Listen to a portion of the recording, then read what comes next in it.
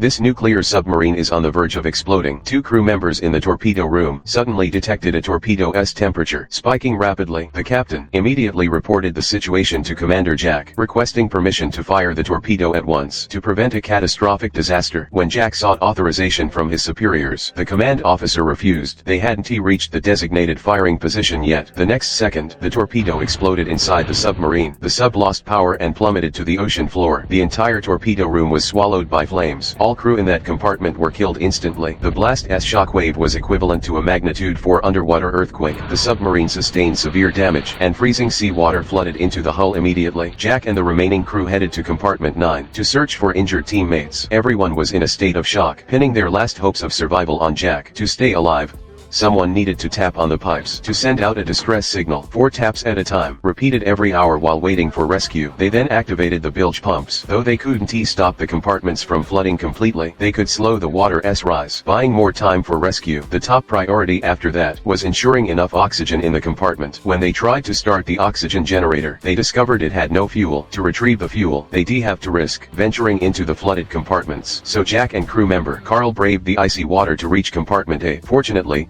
the search went smoothly. They successfully retrieved the fuel, but the water pressure was too intense. The hatch wouldn't open to let them escape. Carl ran out of strength and passed out from drowning. At this critical moment, Jack summoned every last bit of strength to force the hatch open. With his energy nearly exhausted, he finally managed to swim back to compartment 9 with Carl.